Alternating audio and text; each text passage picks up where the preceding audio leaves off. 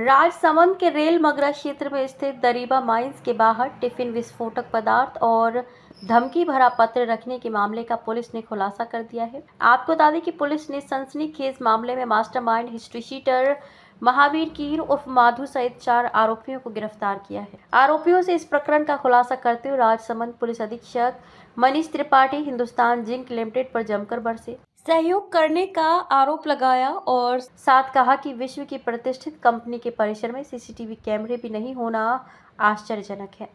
आपको बता दें कि पुलिस के अनुसार घटना 23 अप्रैल की शाम की है, जब दरीबा एसबीआई चौराहे पर एक टिफिन बॉक्स में विस्फोटक और एक टाइप शुदा धमकी पत्र मिला था। पत्र में हिंदुस्तान जिंक लिमिटेड की कंपनियों में स्थानीय लोगों को प्राथमिकता देने की मांग की गई थी, जिसके बाद पुलिस ने मामले की गंभीरता को देखते हुए विशेष जांच दल एसआईटी का गठन किया। तकनीकी विश्लेषण, 30 किलोमीटर क्षेत्र के सीसीटीवी फुटेज और मुखबिरों की सूचना के आधार पर जांच करते हुए पुलिस ने आरोपियों तक पहुंच बनाई और विस्फोटक को बीडीएस टीम ने समय रहते डिफ्यूज कर दिया था। वहीं थाना अधिकारी सोनाली शर्मा के अनुसार आरोपियों से पूछताछ जारी है। देखिए, 23 तारीख को अप्रैल में यहाँ पर एक जो दरीबा माइंस है उसके एक चौराहे पर हमें एक संदिग्ध एक छोटा सा पोस्टर बनाया हुआ और साथ में एक पैकेट मिला था जिसके अंदर विस्फोटक सामग्री थी। जब ये हमें सबसे पहले सूचना मिली तो उसके आधार पे उसको बम डिस्पोजल स्क्वाड की मदद से और अन्य अधिकारियों की मदद से उसको डिफ्यूज़ किया गया था। उसके पश्चात हम इसके अनुसंधान में हमने एक स्पेशल इन्वेस्टिगेशन टीम का गठन किया था, जिसमें स्थानीय एसएचओ सोनाली और यहाँ के डीवाईएसपी श्री दिनेश के नेतृत्व में इस टीम ने अलग अलग स्तर पे काम करना शुरू किया। इस टीम ने जब अपने अनुसंधान के दौरान ये बात पता की कि कौन कौन विस्फोटक सप्लाई करते हैं, किस व्यक्ति ने ये सूचना दी, कहाँ पर ये रखा गया, इस जगह पे रखने का इसका क्या औचित्य है, और आसपास के इलाकों में जब मुखबिर तंत्र और टेक्निकल सर्वेलेंस की बातें करते कराते हम इस खोज को कर रहे थे तो एक तथ्य हमारे सामने आया जिसने सबसे पहले सूचना दी थी। जब हमने उसको खोजना शुरू किया तो वो व्यक्ति हमें इस अनुसंधान में नहीं मिला। जब और आगे बढ़ी बात तो स्थानीय एसएचओ सोनाली ने जब अन्य लोगों से पूछताछ की तो उस आदमी का कहीं अता पता नहीं लगा। तो मुखबिरों के माध्यम से उस आदमी को जब डिटेन किया तो एक बहुत ही गंभीर खुलासा हुआ। न केवल ये पता लगा कि उसने किस प्रकार से इस विस्फोटक सामग्री को एक जगह से चुराया है, साथ ही साथ उसको किस तरीके से एक टिफ़िन और उसमें डेटोनेटर लगा के विस्फोट करना की उसकी मंशा थी। साथ में जो उसने पोस्टर लगाया था उस पर यह भी समझ में आया कि वो स्थानीय हिंदुस्तान जिंक लिमिटेड में जॉब पाने के लिए, अपने रिश्तेदारों को जॉब दिलाने के लिए ऐसा करने का प्रयास करने वाला है। इस सब में जब उसको बहुत ही गंभीर प्रयासों के साथ डिटेन किया तो ये सारी बातों का खुलासा हुआ और ये भी बात खुलासे में आई है कि वो हिंदुस्तान जिंक के उच्च अधिकारियों पे भी जानलेवा हमला करने का भी प्रयास करने वाला था। साथ ही आने वाले दिनों में भी और भी विस्फोटक सामग्री एकत्रित करके वो कहीं और भी विस्फोट कर सकता था। ये गंभीर सुरक्षा को लेकर पूरी टीम ने बहुत अच्छा काम किया और इस आदमी को डिटेन किया। फर्दर पूछताछ पे इस पूरे षड्यंत्र में जो लोग शामिल थे उनको भी पुलिस ने निरुद्ध किया है और हम उनको गिरफ्तार कर रहे हैं। हम उस हर कड़ी तक जा रहे हैं जहां पर किन लोगों ने ये विस्फोटक दिया या कहीं से इसने चुराया है। तो समस्त विस्फोटक सप्लाई करने वाले, यूज़ करने वाले माइन ओनर्स इस सुरक्षा के ब्रीच के लिए जिम्मेदार माने जाएंगे और हम उसमें कार्रवाई करेंगे।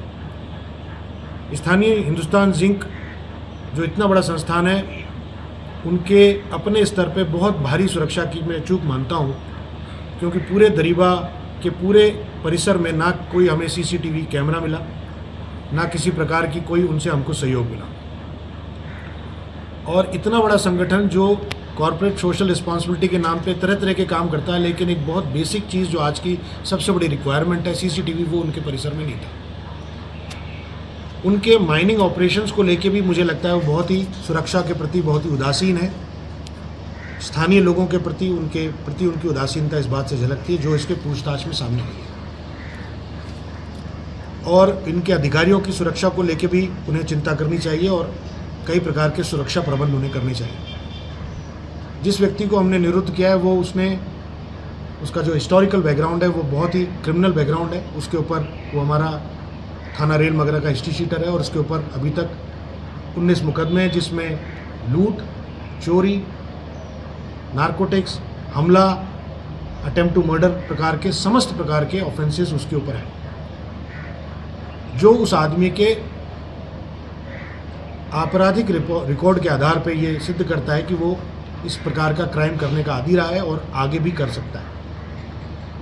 हम इस अनुसंधान की गुणवत्ता को उच्च स्तर पर ले जाते हुए इस SIT के माध्यम से, और मैं बधाई दूंगा सुश्री सोनाली को, वो और उनकी टीम ने बहुत अच्छा काम करते हुए दिन रात 23 तारीख की इस घटना के बाद बहुत ही शीघ्र बिना थके इसमें काम किया और इसको डिटेक्ट किया।